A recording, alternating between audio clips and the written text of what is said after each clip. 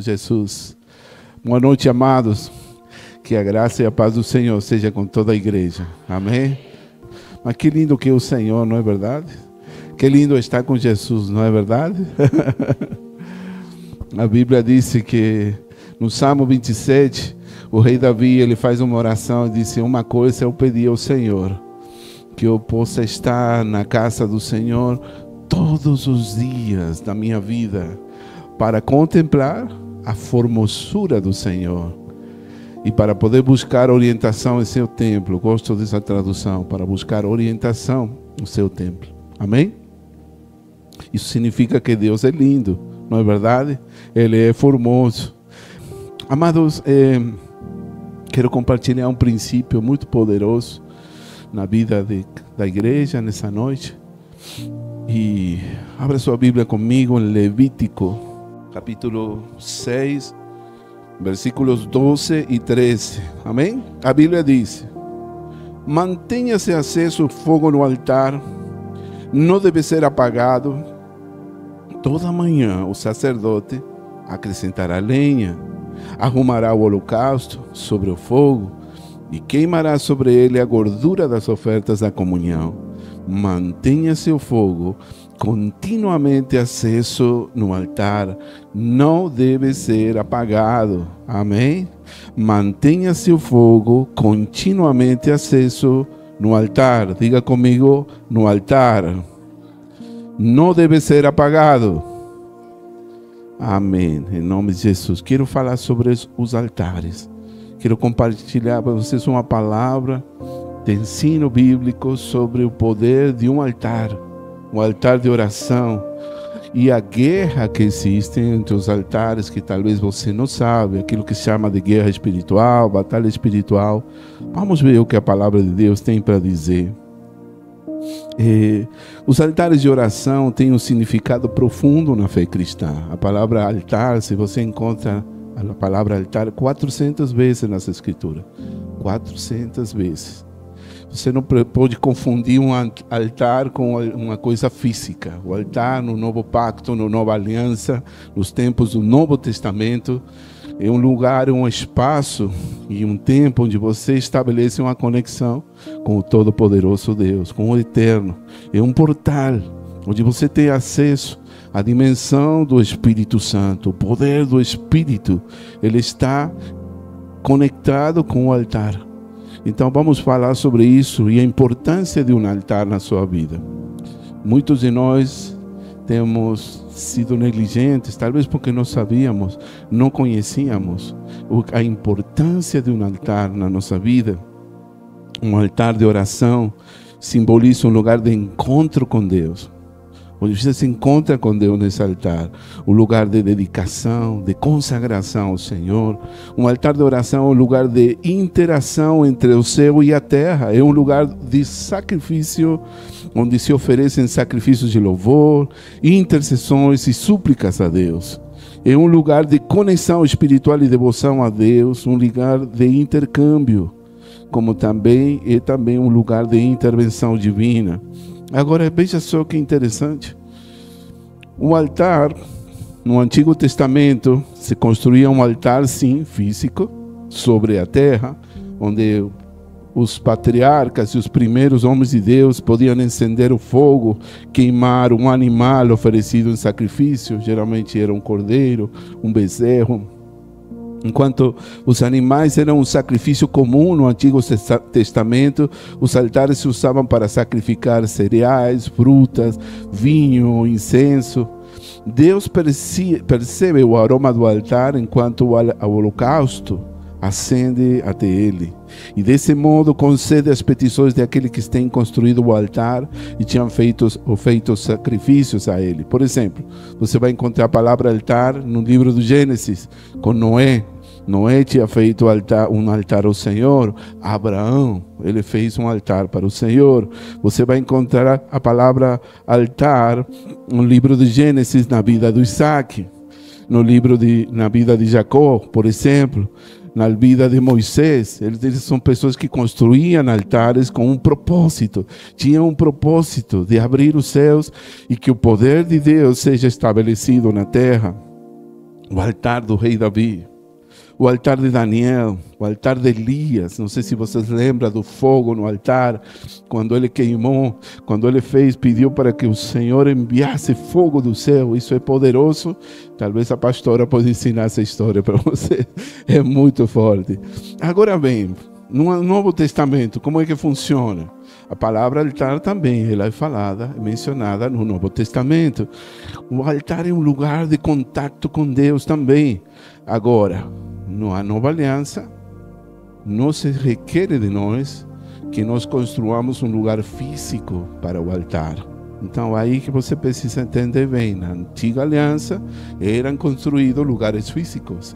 Agora, no novo pacto, na nova aliança, os sacrifícios que são feitos no altar são sacrifícios de louvor, de júbilo, amém? De adoração, sacrifícios espirituais, que isso que agrada a Deus. Já não devemos andar construindo altares físicos, senão um altar espiritual de oração, de louvor e de adoração a Deus. Jesus Cristo é considerado o sacrifício supremo que nos reconcilia com Deus e sempre intercede por nós.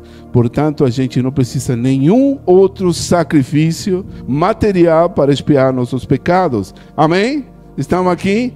Você vai entender por que é tão importante você saber disso aqui. O que nós precisamos agora é oferecer a Deus ferventes louvores, um estilo de vida de louvor, de adoração ao Senhor, de gratidão ao Senhor. Que você seja um portador da presença de Deus. Você comunica e transmite a presença de Deus porque você é um sacrifício contínuo de louvor e adoração ao Senhor. Aleluia. Jesus falou de novo no altar. Ele até usou uma palavra do altar, um pouquinho assim chateado com os hipócritas, fariseus e os religiosos. Disse, Mateus capítulo 5, não me lembro bem da referência, mas ele disse, quando você venha, para o altar, deixa primeiro tua oferta no altar, primeiro vai, se reconcilia com seu irmão com quem você está chateado, ofendido. Então ele falou sobre o altar. Amém? Então a palavra altar é bíblica. Você vai ver muitos exemplos, tanto no Antigo Testamento como no Novo Testamento. É interessante saber que a palavra grega que se utiliza para altar se traduz literalmente como um lugar de sacrifício. Lugar de sacrifício. No Novo Testamento, essa palavra se referente a altar no Novo Testamento. Escuta bem. No tempo que nós vivemos, a maioria das pessoas, tanto cristãos como não cristãos, procuram resultados imediatos. Querem as coisas para já. Muitas pessoas que buscam o sucesso na área profissional, no seu lugar de trabalho, seja o que for que estão procurando fazer. As pessoas querem sucesso, mas sem pagar o preço. Querem resultados, querem vitória, querem triunfo, mas sem pagar todo o tempo, o processo que leva para você obter resultados. Isso acontece, não, nessa igreja não é que acontece aqui, acontece lá fora, da igreja para fora. Mas é importante que você entenda sobre os sacrifícios, porque a gente nunca pode apresentar a Deus, nunca pode vir de mãos vazias para a igreja. Nunca você pode se apresentar diante do trono do Senhor com seu coração sujo, manchado com o pecado. Você precisa vir ao Senhor com seu coração limpo. Amém? Deus está requerindo isso de nós. Os altares foram muito negligenciados. Eu quero te contar o testemunho de nossa vida, como Deus transformou nossa vida através de um altar de oração. Corria o ano 2009. Nós estávamos na Argentina com minha esposa. Tínhamos ido temporariamente e eu estava trabalhando. Naquele dia estava trabalhando e ganhava bem, que estava fazendo um trabalho pela internet. Era pago por uma empresa internacional que me pagava em dólares americanos. Nós estávamos bem. E confesso a vocês que nós queríamos voltar para o Brasil para continuar fazendo a obra. Eu cometi um grave erro. Eu comecei a gostar daquele gostinho de receber todo mês. E aí, e que isso não tem nada a ver, mas só que isso me fez cair na zona de conforto. Eu sempre fui um missionário, sempre servi a Deus. Nós fazíamos uma obra no Nordeste, para aqueles que não nos conhecem. Nós tínhamos uma obra maravilhosa no Rio Grande do Norte. Aí nasceram 3 de nossos filhos, né? Mas passamos muito tempo no campo de missão. A gente se cansou, se esgotou suas forças e sentíamos que precisávamos de um renovo. Fomos passar um tempo na Argentina. Era uma viagem para ser de 3 meses só, máximo 6 meses, mas essa viagem ficou prolongando-se demais. Fomos procrastinando o retorno e ficamos 8 anos. E nós não tínhamos autorização de Deus para ficar por tanto tempo. Então eu fui com a desculpa do sustento, da provisão, de poder trazer o alimento, a provisão para a nossa casa, porque nós temos 6 filhos, né? Graças a Deus, todos grandes agora, casados. Mas não era fácil nossa vida. E naquela época, ano 2009, comecei a trabalhar como palestrante numa empresa. E aí, o que aconteceu? Comecei a cair na zona de conforto. Se apagou o fogo do altar. Se apagou. E o sacerdote tem que ter uma responsabilidade de manter o fogo aceso. Você não tem ideia como o inimigo ataca para você não ter o fogo aceso. Isso é um princípio que está no Antigo Testamento, mas nós somos responsáveis nos dias de hoje de manter o fogo aceso no altar. Não é o pastor que vai acender o fogo que você precisa. Nem é tua esposa, nem é teu esposo. É você que precisa ter fome e sede do Senhor para que esse fogo se mantenha sempre aceso. E a triste realidade no dia de hoje que nós vivemos é que os altares estão todos apagados. Não há poder, não há milagres acontecendo. Isso urge, isso é triste. Nós estamos vendo esses milagres dos mortos se levantando da morte e se cumprindo a promessa de que maiores obras que Ele nos mandou fazer, nós faríamos. Então a maioria das igrejas não tem poder, não tem unção, não tem o poder do Espírito Santo. E eu venho falar hoje a você a importância de você manter o fogo aceso na sua vida. O testemunho que eu quero te contar, que no ano 2009, 2010, nós saímos aquele dia, fomos visitar, quem conhece a Chochi Artaza? Quem conhece a Chochi? Chochi é nossa mãe. Aí vocês já vão ter a bênção de conhecer. Chochi é nossa querida mãe, é o apelido que ela tem, né? Fomos visitar a abuela. Aquele dia tinha umas milanesas bem gostosas. Venham todos com a família, vamos jantar aqui. E a gente foi, tem um tempo de família, né? Não tem nada, é a coisa mais normal do mundo, passar um momento de família.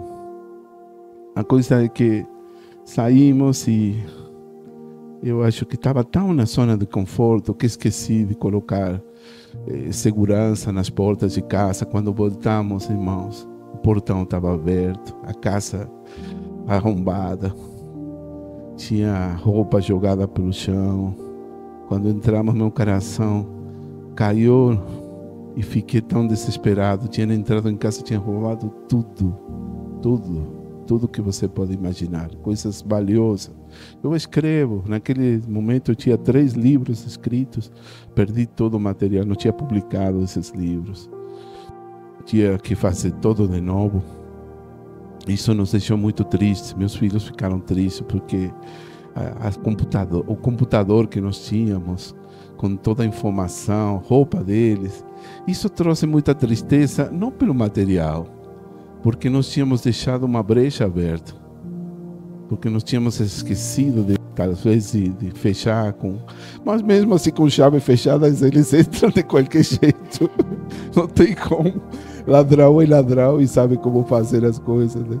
Hoje eu conto com alegria e com humor, mas não foi engraçado isso. A gente chorou muito porque nós sabíamos que isso era uma maldição que tinha entrado em nossa vida. Nós deixamos o inimigo entrar. Então o inimigo vem para roubar, matar e destruir. Quando tem um roubo, algo de valor que você perde, tudo bem, a gente precisa esquecer e superar, né? As coisas materiais, mas você precisa orar primeiro e dizer, Senhor, por que aconteceu isso? Você precisa fechar a porta, porque tem uma porta espiritual aberta na sua vida, um portal que você abriu e o inimigo entrou a roubar, matar e destruir. Isso que o inimigo quer. E começou um processo muito acelerado na minha vida, e como uma descida, né? Assim, desastrosa. Eu tive 2 pré-infartos, eu quase que fui com o Senhor, passei mal, perdi muito dinheiro, de repente fui demitido da empresa, a empresa sumiu com todo o meu dinheiro que tinha guardado, muitas coisas aconteceram, né? Perdi minha saúde. Então entendíamos que algo estava acontecendo, a gente precisava ficar de joelhos, precisava entender o princípio da restituição. E começamos a orar e pedir a Deus perdão pelos nossos pecados. Eu dizimava, irmãos, eu dizimava, ofertava, mas se dizimava segundo eu bem entendia. Eu fazia as contas assim, bom, esse aqui é meu dízimo, mas eu não me sentava e calculava direitinho que era meu dízimo. Eu interpretava que era meu dízimo e eu dava do jeito que eu queria. Eu tive que confessar diante de Deus e reconhecer que não estava sendo fiel com meu dízimo, minha oferta. Essa palavra não é de dízimo e oferta, mas eu estou te contando uma experiência que marcou nossa vida. Essa vida estava em desordem, muito desordem. E Deus não é o Deus de desordem, não é de confusão, sino de paz e de ordem. Se há uma coisa que a gente precisa fazer na igreja, é se arrepender do desordem que temos causado com nossas más decisões. Essa é uma noite que a gente precisa falar sobre o arrependimento, porque Deus está falando que a gente tem que se arrepender de nossas más decisões, nossas más escolhas. Uma delas é o desordem. E hoje eu venho te falar como foi que a gente colocou ordem em nossa vida. Deus nos falou muito forte, se a gente queria dar a volta por cima, dar uma virada àquela situação horrorosa que estávamos passando, de repente, de ter muito dinheiro para poder pagar nossas contas. Nós morávamos em uns lugares mais caros de Tucumã, que era em Yerba Buena. Nós fomos morar em uma casa em Yerba Buena. E de repente, irmãos, não tem nem para pagar meu aluguel. Muito feio isso. Foi assim, uma coisa assim, muito repentina. Uma crise. São experiências que a gente passa, assim, de repente, vem esses desertos na nossa vida. E o Senhor me mostrou que nós precisávamos restaurar o altar de oração em nossa casa, em nossa família. E eu digo a vocês, eu me arrependi, pedi perdão a Deus e nós começamos humildemente a praticar o altar de oração na família. Amados, isso foi tão poderoso, foi tão maravilhoso, foi a chave que abriu as janelas do céu para nós. Eu venho assim com muito temor de Deus te contar o poder de um altar de oração. Todas noites nós reuníamos com nossos filhos, né? Que era antes deles irem para a cama. Todos eram crianças. O mais velho teria 12 anos, né? Ou 13 ou 14. E o mais novo era Marquinhos, meu filho mais novo, que hoje já está casado. E ele tinha 6 anos, algo assim, né? Mas foi um momento muito lindo. Sentávamos toda a família, 8 pessoas, imagina o cenário, todos na mesa.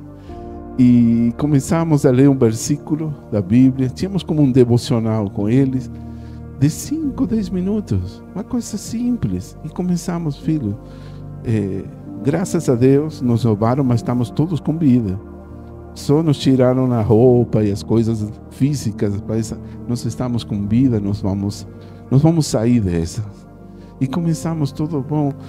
Que tal se cada um começa a dar graças a Deus? E ensinei a eles a importância da gratidão, de dar graças a Deus, mesmo apesar da pior das circunstâncias. A gente começou a agradecer a Deus junto com eles. Crianças pequenas. O mais novo dizia: Bom, Jesus, eu te dou graças pelo leite que eu tenho hoje. E assim, alguns davam graças pelo pão, por isso, por aquilo, pelos momentos alegres. E era maravilhoso. Isso foi trazendo de volta a presença de Deus em nossa casa. Foi trazendo, restaurando, né?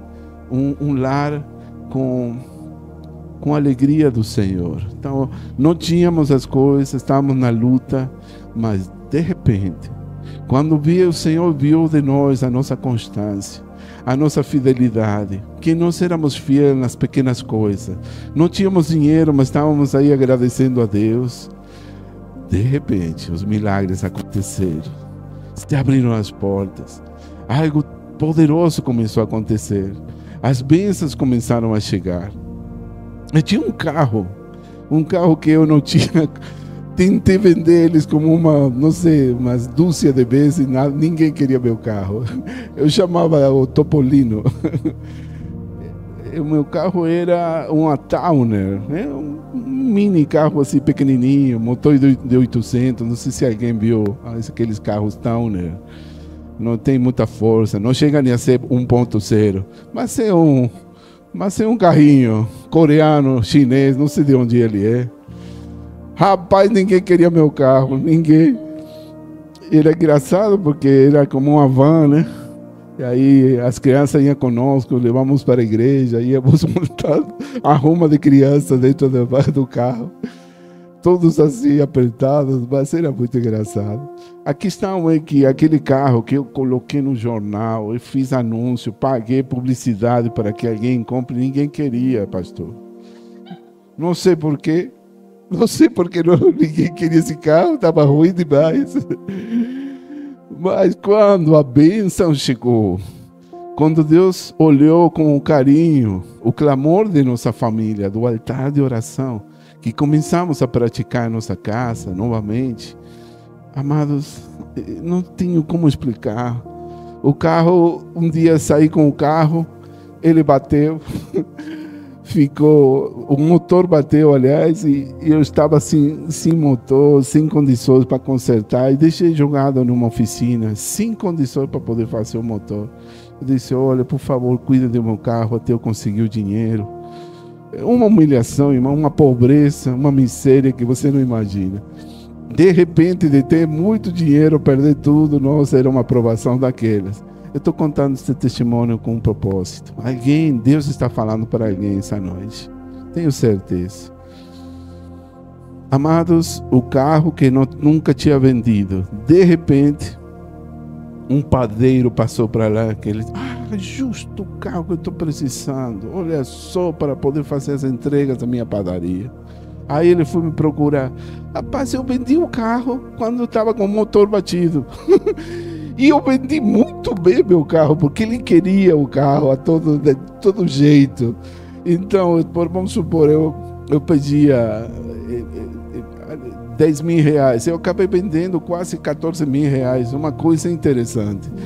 Irmãos, eu consegui com o carro sem ter condições, não funcionava. Não, tudo bem, eu cuido dele, eu preciso dele, estive procurando, esse é o carro que eu quero.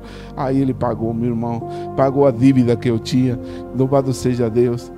Um irmão de Rio Grande do Norte, colega nosso de ministério, sabendo que eu queria voltar para o Brasil, não tínhamos o dinheiro para poder voltar, nem de ônibus, a gente não tinha condições, que estavam passando por uma aprovação.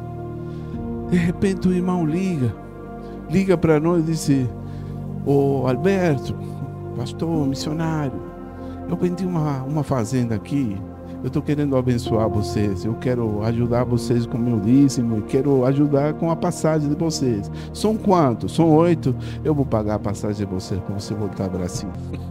São testemunhos do que Deus tem feito na minha vida. Algo maravilhoso foi acontecendo, as coisas foram acontecendo sem eu correr atrás.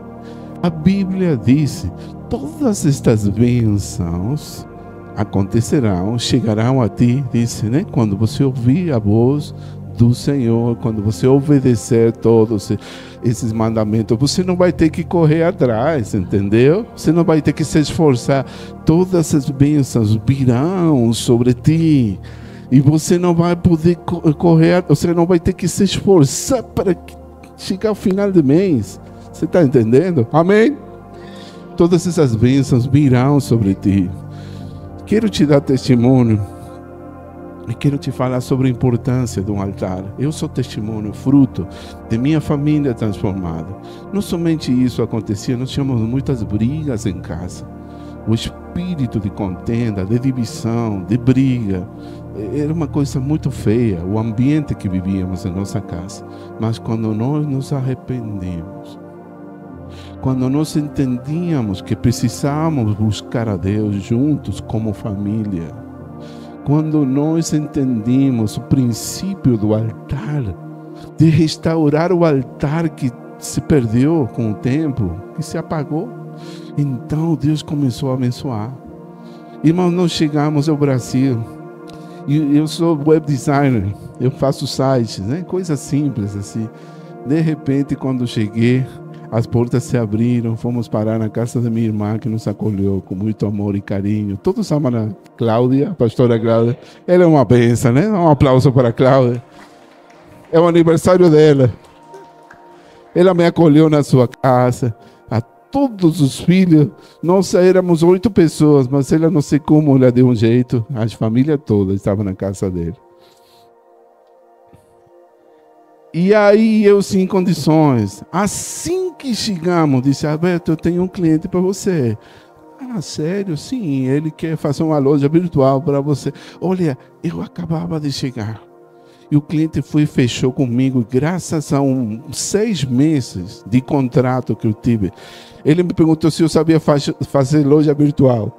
Irmão, eu não sabia, te juro. Mas eu sim, faço sim. Vou fazer qualquer coisa em WordPress, disse para ele, né? Tá certo. Então fui e eu fiz uma loja virtual para o homem. Só que aprendi durante 21 dias, bebi todos os tutoriais do YouTube. E assim foi que aprendi. Irmão, só você não faz as coisas, você não quer. Hoje está tudo disponível na internet, viu? De graça para você estudar. Eu tive 21 dias para poder estudar direitinho. E eu fiz uma baita de loja virtual para esse homem que vendia coisas de pesca. Irmãos começaram a comprar de Amazonas, de Rio Grande do Sul, de lugares mais recônditos do país, começaram a comprar para ele. Então, eu quero dar testemunho dos milagres de Deus, as coisas que aconteceram desde que nós restauramos o altar de oração para a família. Eu me pergunto, quando foi a última vez que você teve um momento de família, orando com seus filhos, orando com teu cônjuge, orando com a pessoa que você ama, para pedir que venha a bênção do Senhor na sua casa? Vivemos em tempos muito perigosos, irmãos. Nós não podemos viver sem Deus. Você não pode se dar esse luxo de viver longe da presença de Deus.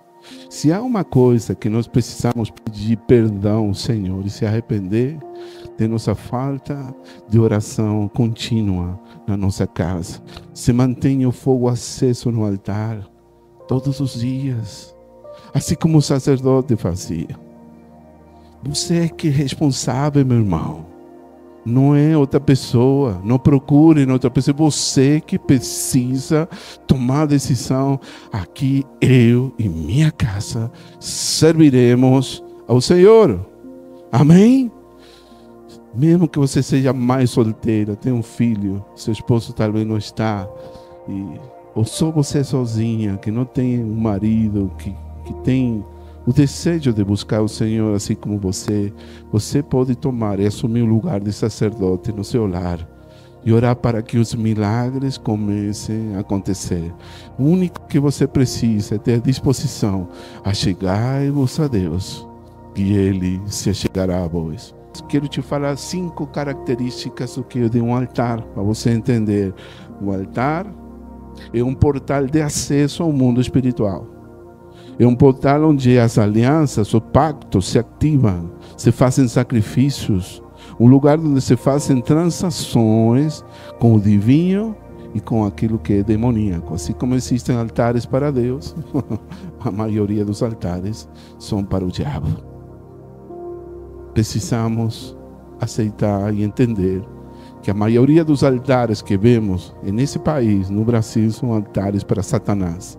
Quando você vê uma nação que caiu na corrupção, que caiu na violência, que caiu em todo tipo de trapaçaria, coisas acontecendo, roubando bilhões no INSS, isso, aquilo, tem um altar por detrás. Tem um altar para o demoníaco. E muitas vezes esse é o problema, que o mundo faz os altares para Satanás e a igreja, cadê a igreja? Os altares de oração, os lugares. Por isso que o culto mais importante da igreja na semana é o culto de oração. Amém? Vamos restaurar esse conceito nessa igreja de que o culto de oração é chato, é tedioso, é sem graça. Caia por terra esse conceito.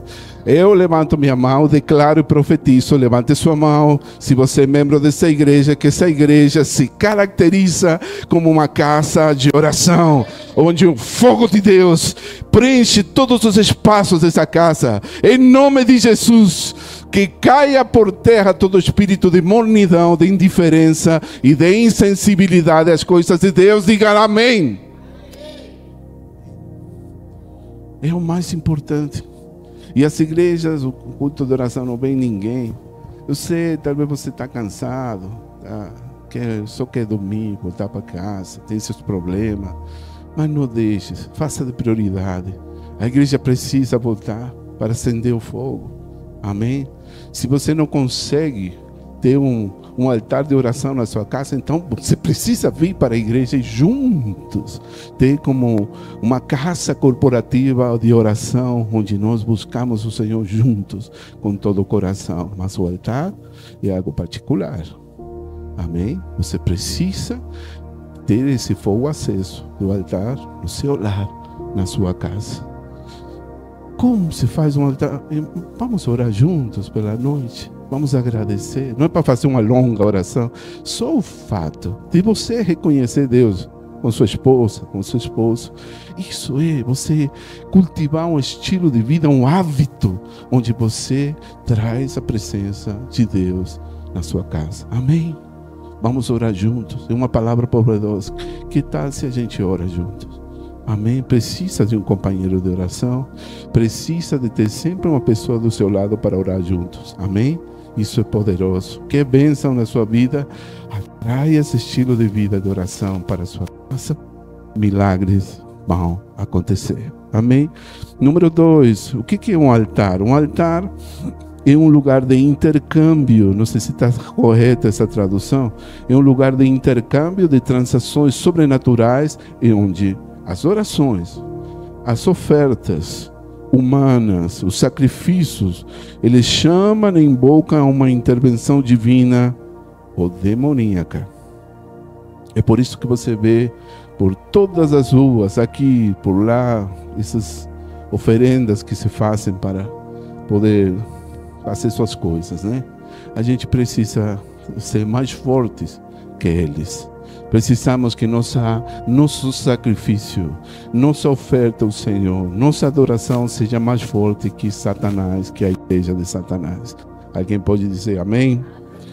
Então, o número 3, o altar é um trono de autoridade. É um assento de poder que legaliza o domínio espiritual e o território, permitindo que Deus ou Satanás estabeleçam um controle real, físico sobre um lugar ou sobre uma nação. Um altar, número 4, é um lugar onde os pactos, as alianças são executadas. É um lugar onde a bênção ou a maldição é liberada. Número 5, o altar é um campo de batalha do destino de uma nação, de uma família, de uma pessoa. Então, é um lugar onde o campo de batalha, onde se luta nas guerras, as batalhas do mundo espiritual, onde os destinos podem ser alterados, ou são roubados, sequestrados, ou são restaurados através de decretos ou sacrifícios. Isso que é um altar. Por isso é tão importante a pergunta que eu faço a você. Você está tendo um altar de oração na sua casa? Tem muitos nomes, mas esse é o tempo, é um espaço, um tempo onde você se encontra com Deus. Você tem um lugar de encontro com Deus? Algumas pessoas chamam o quarto de guerra. Alguns chamam o quarto de intimidade, o lugar secreto. Eu não sei, mas isso é um altar de oração. Seja qual for o nome que você dá, você precisa ter seu lugar para ter um altar de oração. Não é um lugar físico. Não é um lugar onde tem os santos. Isso não traz a presença de Deus. Aqui vivemos em um país onde tem muita santeria, muita idolatria e tudo isso mais. Mas pelo amor de Deus, em nome de Jesus, entenda que o altar é um lugar espiritual onde você tem um encontro com Deus, conexão com o seu Deus. Aí você quer bênção na sua vida. Aí você quer resultados. Você quer ver orações respondidas, mas não tem um altar. Aí você vê que os filhos estão indo embora, indo por detrás de outros deuses e outras crenças e religiões. Caia por terra Satanás. Então, você precisa ter um altar de oração pela família, pelos filhos. Faça isso em nome de Jesus. Faça por amor a seus filhos. Você que é pai, que é mãe, precisa ter um altar de oração para a sua família, para lutar por eles, para clamar ao Deus vivo as promessas do Senhor, declarar, decretar e profetizar que eles são abençoados, que eles são chamados pelo Senhor, que eles são a herança do Senhor. Digam amém. Que eles são instrumentos nas mãos de Deus. Precisamos declarar que eles são servos do Senhor, apesar do que hoje a realidade pode chegar a ser outra. Irmão, parte o coração quando vê notícias como o que acaba de acontecer agora, um adolescente matando seu pai, sua mãe, seu irmão. Que é isso, gente? O que é isso? Que dor, que sofrimento. Eu sou intercessor, amados. Isso me doeu o coração. E me doeu porque sei que os pais, nenhum pai planejava algo assim. Ter um filho que seja um monstro. Então, pelo amor de Deus, mais do que nunca, nos tempos que estamos vivendo, precisamos levantar, restaurar o altar de oração para a família. Se você não tem filho, você tem sobrinhos, tem crianças, faça um altar de oração e seja intercessora de seus sobrinhos, das crianças da sua família. Alguém precisa orar por eles, amém? Eu tenho certeza que se essa tal de Juliana Marins, que ficou sozinha, morrendo em agonia, em silêncio, sem ter resgate algum, se ela tivesse alguém que orasse por ela, eu tenho certeza que nosso Deus vivo teria feito um milagre para socorrer aquela jovem. Uma das grandes tragédias nesse tempo foi o caso de Juliana Marins. Eu estou falando de casos pontuais, porque a oração é poderosa, meu irmão. Quando nós oramos, coisas acontecem. Deus é nosso ajudador. Quando mais conhecemos a Deus, os atributos de Deus, começamos a ver que Ele é um Deus protetor, que Ele é um Deus todo-poderoso, que Ele é nosso ajudador, que Ele é um Deus justo, que Ele é um Deus que é Pai. Digam amém. Que Ele é um pai que ama seus filhos. Além de ser um pai, Ele é um amigo. Ele tem tantos atributos e você vai conhecendo o seu Deus.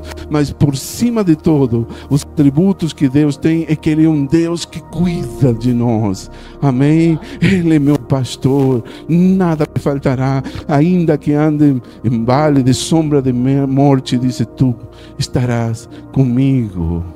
Eu nunca te deixarei, nem te desampararei, disse o Senhor. Por favor, receba. Profetizo sobre essa igreja que nós conhecemos a nosso ajudador e protetor, que é Deus. Ele manda seu anjo que cuida de ti em nome de Jesus. Aleluia. Amém. Nunca te deixará, diz o Senhor, nunca te abandonará. Tem tantos versículos que fala, se você cair, resbalar e cair no poço, diz que Ele vai te levantar do lugar onde você caiu. Quem acredita, diga amém. Ele é poderoso, você nunca está sozinho, amém? Aquele caso foi somente para você ilustrar e entender o que acontece no mundo. Tem muitas Julianas Marins no mundo, pessoas sozinhas, que andam sozinhas pelo mundo, mas não tem ninguém orando por eles. Quando você tem um altar de oração, você dá cobertura a toda a sua família com tuas orações, amém? Então, por favor, entenda o poder que tem um altar de oração. E comece, se você nunca fez, comece hoje. Não vai embora antes de dormir se você agradecer e buscar a Deus e clamar as promessas do Senhor para a sua família. Amém? Crê no Senhor Jesus Cristo e serás salvo, tu e tua casa. Um altar é um lugar de batalha do destino. Para encerrar, gostaria de falar que para que um altar se estabeleça, se requer de um pacto de sangue. Então, os altares falam, os pactos, as alianças falam. O sangue de Abel falou, né? Hablou, disse. Como começa um altar? Quando o sangue é derramado. Se que começou, se derramou sangue, já tem um altar. Então, quando tem um aborto, há um altar que se ativou. Quando há um homicídio, há um altar que se ativou. E o maior altar que nós temos é o sacrifício de Jesus na cruz do Calvário, o derramamento do sangue. Isso é nosso altar de oração e a aliança do Senhor, onde nos guarda de todo o mal. Amém? Eu preciso só, para terminar, te contar de algo muito importante, que o que nós temos nesse tempo é a guerra entre os altares. As batalhas entre os altares. Vou encerrar com isso. Mas preste atenção a essa história que talvez você nunca deve ter lido, que está em 2 de Reis, capítulo 3, versículo 20 em diante. Me pode ajudar, filhos?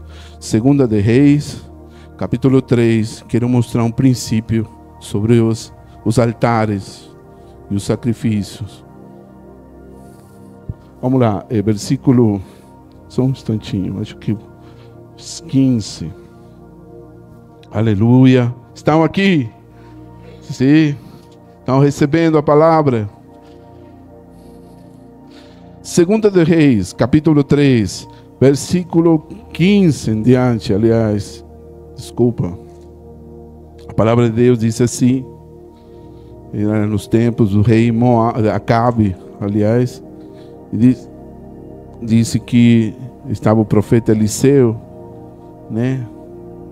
Ele tinha sido convocado pelo rei de Israel.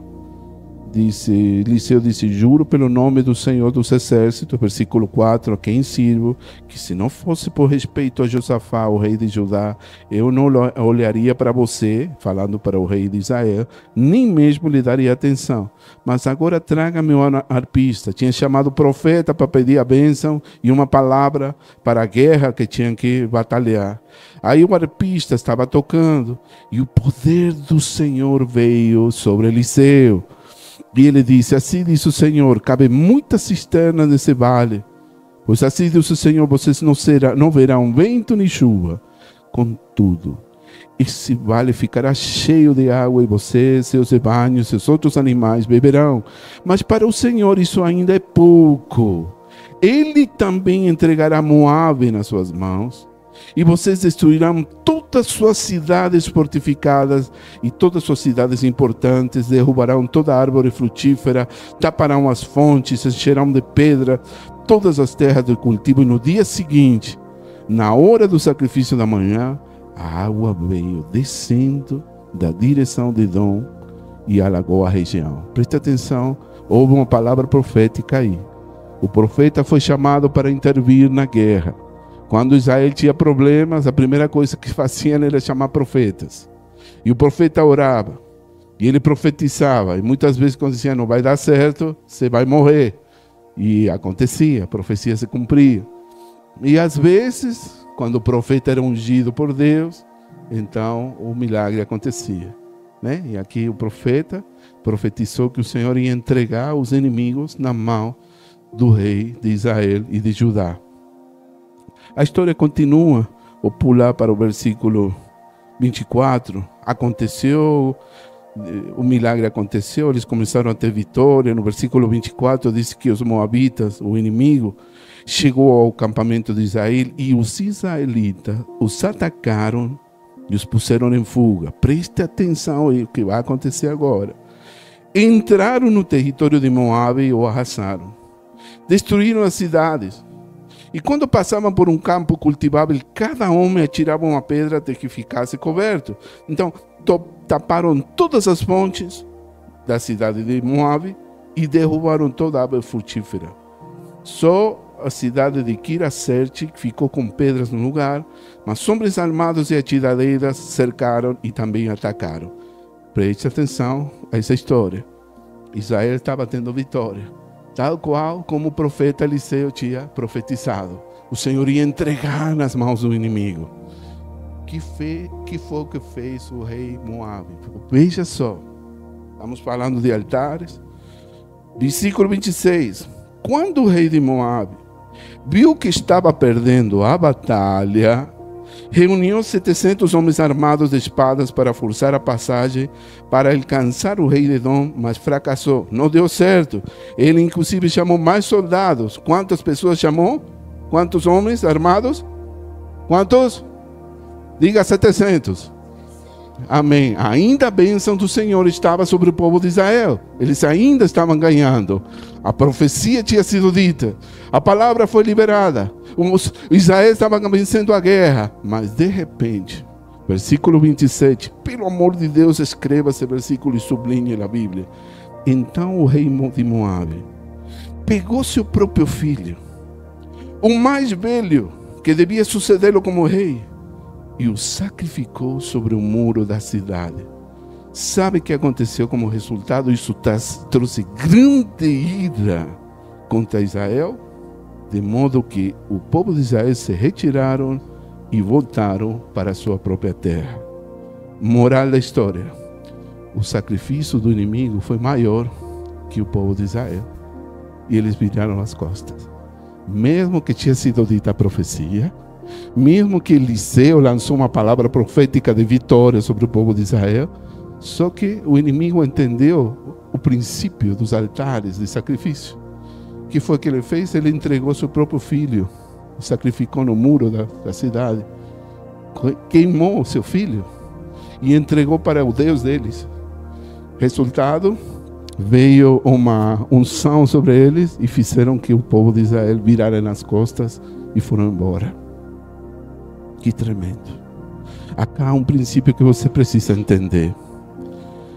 O inimigo entendeu o princípio dos sacrifícios. Ele fez um sacrifício muito maior que o povo de Israel. Então a pergunta do milhão que não quer calar: por que o mundo parece estar ganhando a guerra hoje? Porque parece ser que o mundo secular está ganhando e a igreja do final dos tempos parece estar perdendo a batalha. Por que será? Porque todas as cidades, povos e nações se levantam ou caem por causa de altares. Quando nós entendemos que os altares são aqueles que vão alterar o destino de uma nação, a gente, se não aprender isso, nós vamos continuar perdendo batalhas na nossa vida. Enquanto a igreja se apresente a Deus com as mãos vazias, sem uma vida de sacrifício, de louvor, de adoração, de entrega, de compromisso com Deus, então a gente vai começar a ver somente derrotas em nossa vida. E muito forte isso. Sem um altar de oração, nós vamos perder muitas batalhas por nossa família. Igreja, em nome de Jesus, receba o que o Espírito Santo está falando para a sua vida. A nossa oferta não pode ser menor que a oferta do inimigo. Amém? Eu estou falando de dinheiro, pelo amor de Deus. Não malinterprete, não deixe Satanás te mentir. Estou falando sobre o melhor investimento que você pode fazer: sua vida, o serviço ao Senhor, seu ministério, servir a Deus. Está disposto a fazer qualquer coisa por Deus? Por favor, sonde seu coração. Talvez você tenha um ídolo na sua vida, uma idolatria, e Deus fica com muita ciúme quando nós temos ídolos. E as coisas desse mundo são mais importantes, são mais prioritárias que as prioridades de Deus. Quero que você reflita, se há alguma coisa que precisamos nos arrepender, é por não termos levantado um altar para Deus em nossa casa, em nossa vida, em nossa família, em nossa empresa. Eu venho hoje te falar desde o mais profundo do meu coração. Se você quer ver resultados, se você quer ver uma metanoia, que isso que é arrependimento? Arrependimento é transformação, é mudança. Não é tão místico, tão religioso como você pensa. O arrependimento é mudança. Mudança de vida. É você ser melhor do que você era antes. É você ter o domínio próprio para dizer não para o pecado. O arrependimento e o poder de Deus sobre a tua vida, para você fazer aquilo que é justo, aquilo que é reto, ter uma vida de integridade. Amém? E você ter domínio próprio para seu dedinho, não tocando nos lugares onde você sabe que não deve tocar, na tela do celular. Amém? Isso que é arrependimento. Há uma guerra de altares nesse momento. Um altar batalhando pela sua vida. E eu tenho certeza, aqui perto da nossa região, tem altares para Satanás, que querem derrubar essa igreja. É por isso que nossa oferta, nosso sacrifício, Senhor, nosso altar deve ser maior e mais poderoso. Escuta só, o rei Davi, ele disse: eu não oferecerei ao Senhor sacrifícios que não me custam nada.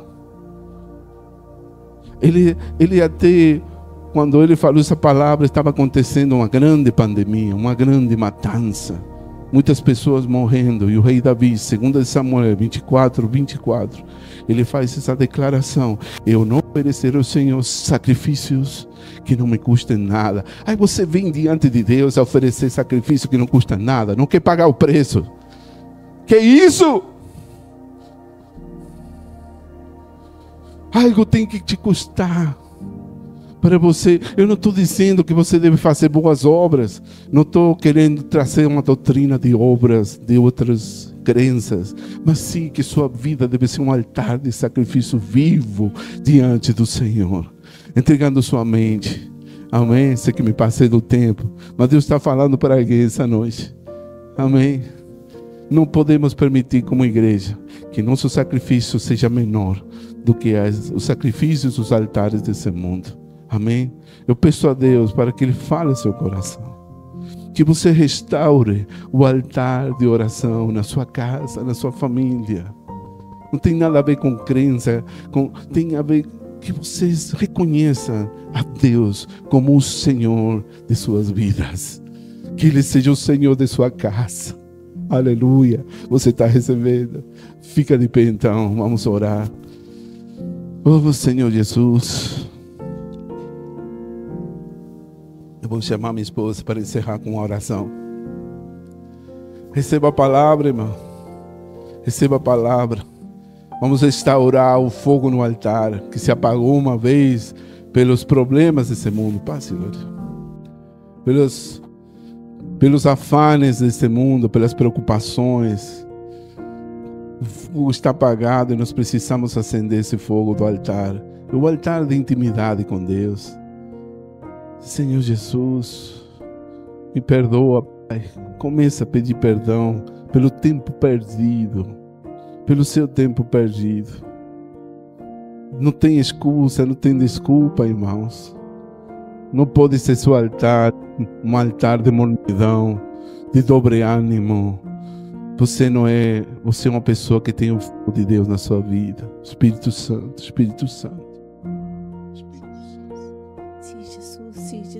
Sim, Jesus. Pai, nos arrependemos, Jesus. Nos arrependemos, Jesus, de ter colocado outros deuses diante de Ti. O nosso tempo, Jesus, nosso tempo que é nossa vida, Jesus, queremos dedicá-la a Ti, Jesus. Nos perdoa, Jesus, por estar distraído. Nos perdoa, Jesus, por la preocupação, pela ansiedade, Senhor. Nos perdoa, Jesus, por olhar para outros deuses, Senhor. Pessoas, Senhor, em nome de Jesus. Senhor, você é o centro de nossa vida.